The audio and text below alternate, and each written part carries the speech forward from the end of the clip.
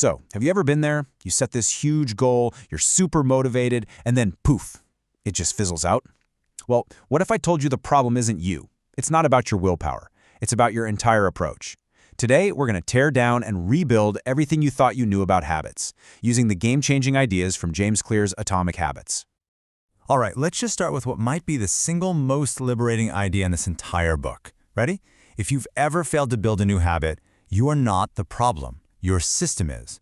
Seriously, just letting that one idea sink in can change absolutely everything. So, building on that, our first huge concept is this foundational shift, focusing on systems, not goals. Let's dig into what that actually means. Okay, so the philosophy here is, well, it's brutally simple. Goals are the finish line, right? They're the what, wanting to climb that mountain.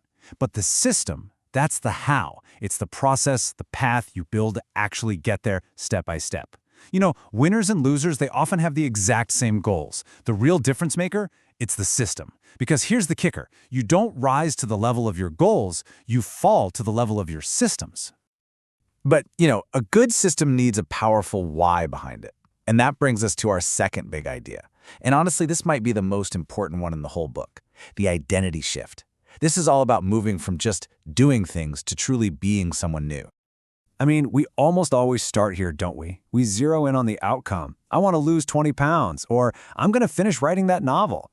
This is an outcome-based approach, and as it turns out, it's just not the most effective way to go about it. But here's the flip. This is the big pivot. The really effective question isn't what do I want? It's who do I wish to become? Think about that. Do you want to become an athlete? A writer? The kind of person who is just consistently healthy? And this is where it all clicks into place. See, when you decide you are the type of person who doesn't miss workouts, that push-up, it stops being a chore. It becomes a vote for your new identity. Every single small action you take reinforces who you believe you are, and that completely rewires your motivation from the inside out. Okay, so how do we actually build these identity-affirming habits? Well, we need to hack the engine that drives them. Let's take a look under the hood at the blueprint of all human behavior, the habit loop. Believe it or not, every single habit you have, the good, the bad, all of them, follows this exact same four-step loop. Let's take your morning coffee. The time of day, that's the cue. That desire for a jolt of energy, that's the craving. You drinking the coffee is the response. And that feeling of alertness you get, that's the reward. This simple loop is running our lives all day, every day. Now, the absolute genius of this framework is that once you understand the loop, you can start to manipulate it. And that's where we get the 4 laws of behavior change. Think of this as your practical, hands-on toolkit for engineering good habits and, just as importantly, deconstructing the bad ones. All right, law number 1. This one targets the very first step of that loop, the cue. The goal is super simple. Make it obvious. We totally underestimate this, but your environment is like this invisible hand shaping your behavior all the time. So the single best way to start a good habit is to make its cue an unmissable part of your world. You literally have to design your space for success. So what does that actually look like?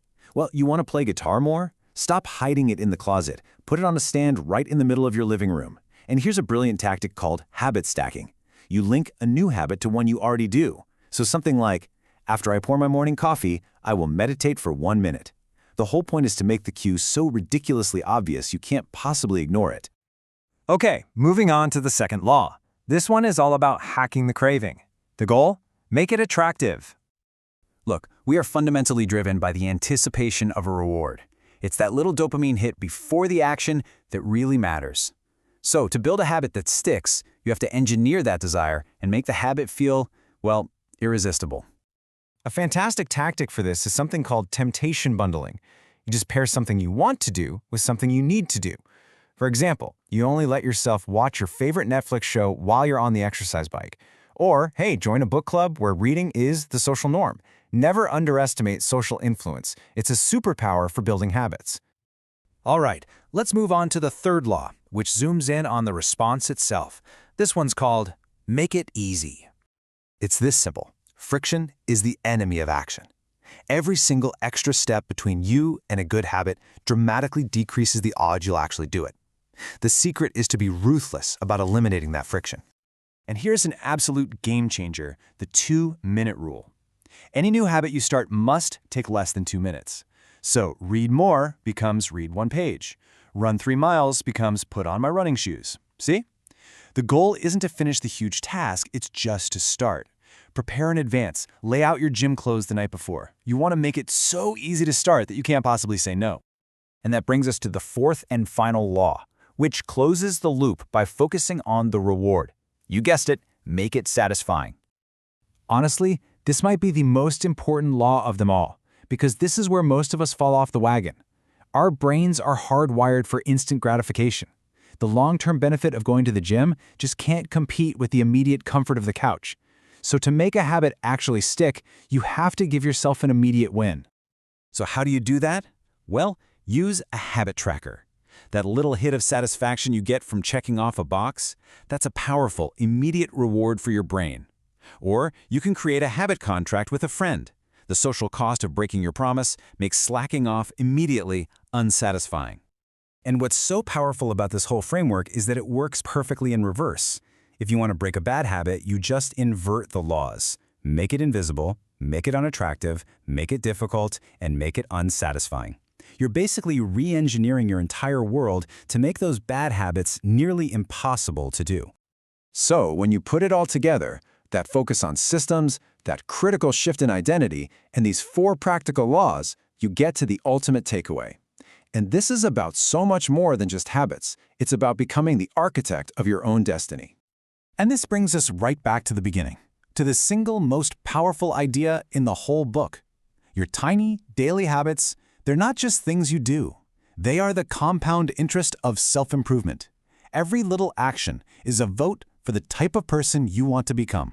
Ultimately, you are the architect of your habits, which means you are the architect of your future self.